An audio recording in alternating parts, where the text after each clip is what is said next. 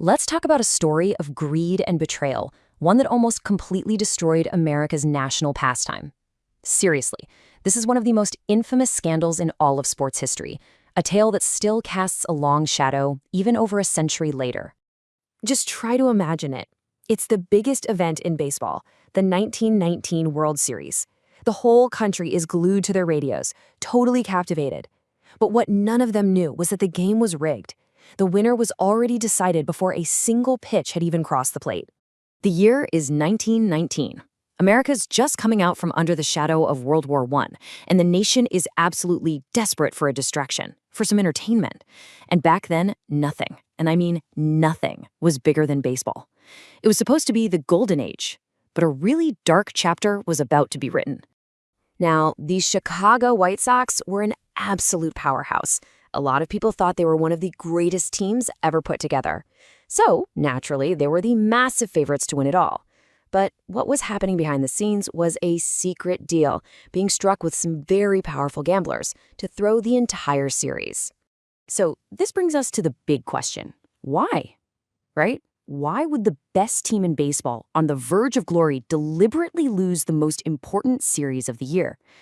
Well, the answer is this kind of toxic cocktail of deep resentment and just an unbelievable amount of temptation.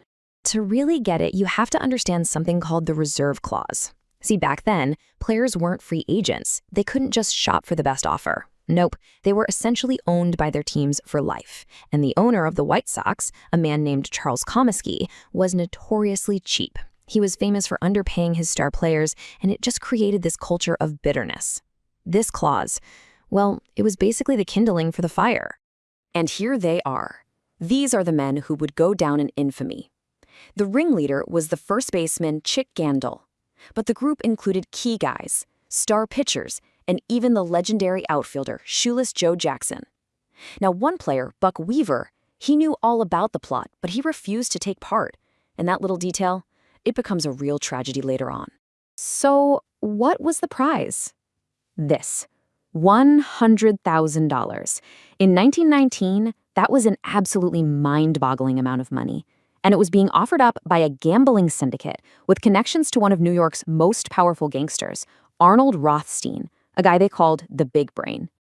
Just look at the numbers. The temptation was huge. Each player in on this scheme stood to make more than 4 times what they would have gotten for actually winning the World Series. For these guys who felt totally underpaid and disrespected, that kind of money was a game changer. It was life-altering. So the deal is made, the money is promised, but now, how do you actually throw a World Series in front of thousands of fans and not get caught? Well, as it turns out, it was a pretty clumsy, nerve-wracking mess. You know, the fix wasn't exactly subtle. In Game 1, the star pitcher Eddie Cicotte hits the very first batter he faces with a pitch. That was it. That was the signal to the gamblers that the fix was on. But it did not go smoothly. In Game 3, a pitcher who wasn't in on the plot goes out there and just wins the game for Chicago. This causes total panic among the gamblers, so they start holding back the money, and that led to this bizarre situation where the crooked players started trying to win again. It allegedly took some serious threats from the mob to get them to finally finish the job in Game 8, where they lost big time. And just like that, the series was over. The gamblers won their bets, but the whispers about a fix, well, they started to grow into a roar, and the whole scandal was about to explode right in the public's face. Almost a whole year goes by, and then the dam finally breaks. Eddie Cicotte breaks down and tells a grand jury everything. Then, Shoeless Joe Jackson follows suit. And it was Joe's confession that led to that legendary, heartbreaking story of a young fan begging him, "Say it ain't so, Joe." The whole nation's idea of their pure sport was just shattered. But wait, because the story takes another crazy dark turn. When the 8 players finally go to trial, the prosecution's star evidence, those signed confessions, they just mysteriously disappear. Vanished. Everyone pretty much believed that Arnold Rothstein's crew had them stolen to protect his investment and make sure the players walked free. And you know what? It worked. Without the confessions, the case just fell apart.